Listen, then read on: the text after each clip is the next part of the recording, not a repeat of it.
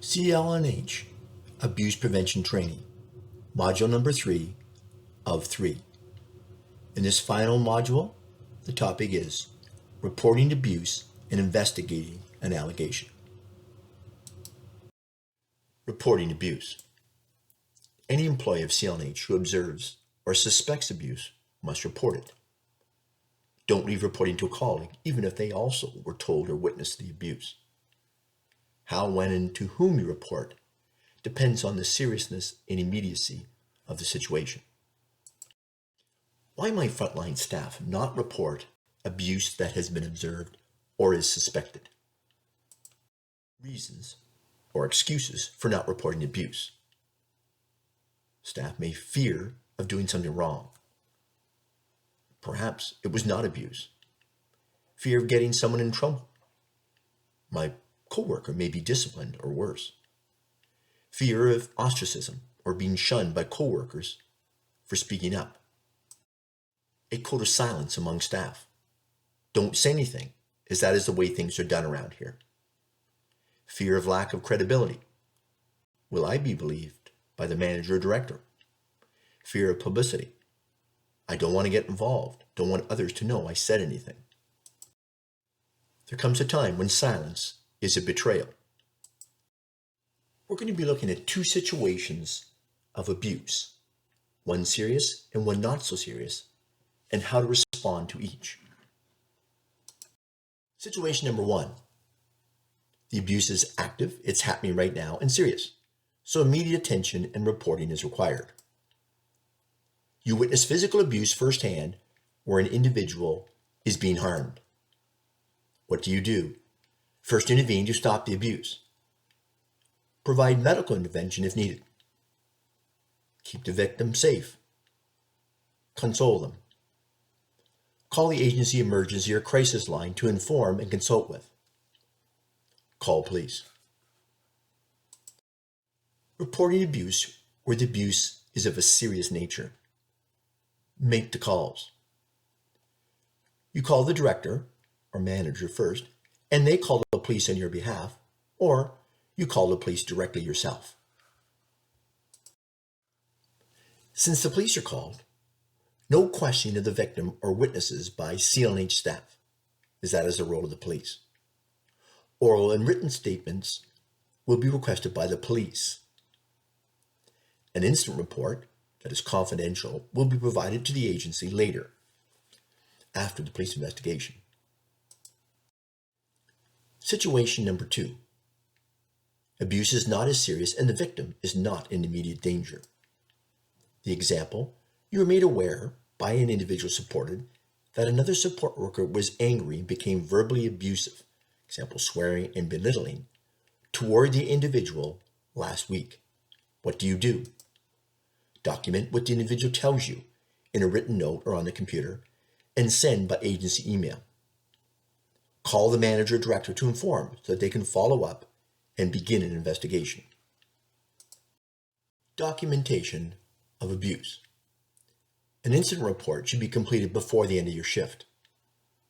If the abuse is serious, your report is considered documentation that can be evidence for police. You need to be clear, accurate, and specific, and stick to the facts. You will document what you see or what you've observed, what you hear or are told, not what you think happened. 3 examples will be given to show documentation of what you see. In the first case, not so good. You document that Simon has a bruise on his arm, and that this was probably caused by someone grabbing him. Better, you report that Simon has a bruise on his right arm. And best, you report that Simon has an irregular shaped bruise approximately 2 centimeters by 3 centimeters on his right arm. See the body chart. When questioning a victim, reassure the person that you believe him or her. Listen carefully to what the person is telling you. If the person is nonverbal or finds it difficult to communicate, attempt to have them tell you using their communication system, for example, PECS, or get assistance from another staff. If a victim's response is not clear, ask open-ended questions as best you can. For example, how do you feel? What happened? Preserve and record the evidence where relevant. Report exactly what has been disclosed to you as soon as possible to the relevant authorities. Do not discount the person's story. Ask leading questions. For example, did the other person shove you next? Make assumptions about what happened or fill in the blanks based on what you think happened. You stick to the facts. Do not push the person to disclose more details than absolutely necessary. Do not destroy potential evidence. Example, change the clothes or wash up an individual in an alleged sexual assault. Do not take it upon yourself to interview other staff about an allegation of abuse.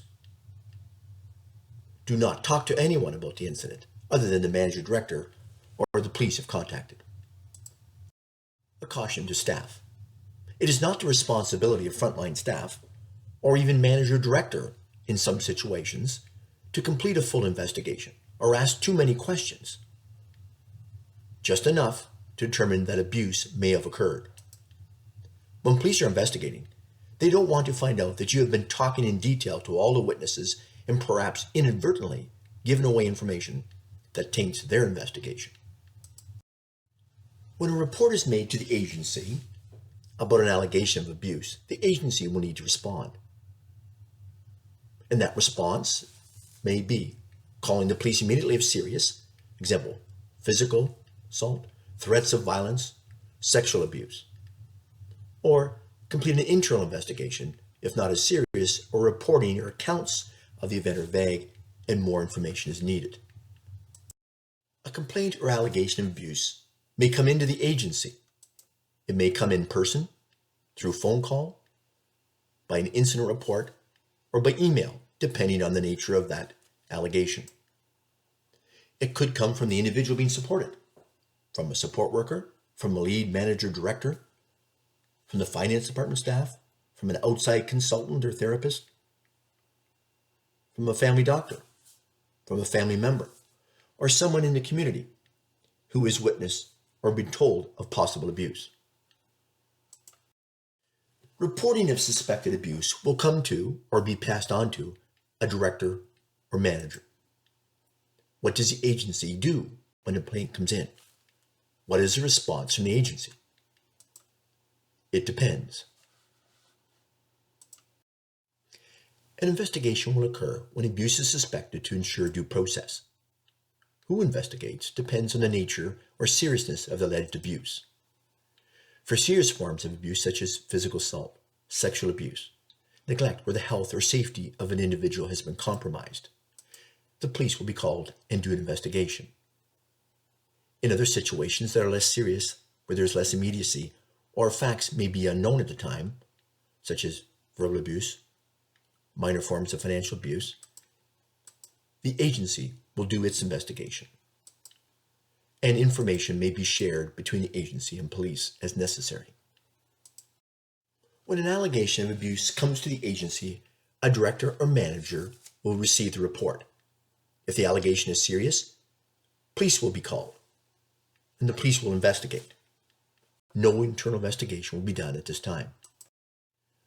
When an allegation of abuse comes to a director or manager that is not serious or criminal nature, or the report is vague on facts, a formal investigation is planned. During an internal investigation, evidence has to be gathered. That evidence might be video surveillance, texts, emails. The alleged victim will be interviewed. Witnesses will be interviewed, and the alleged perpetrator will be interviewed. The investigator will then review and make notes on any video that's available, take notes on all responses to questions during the interview. In the end, a decision is made as to whether or not abuse has occurred.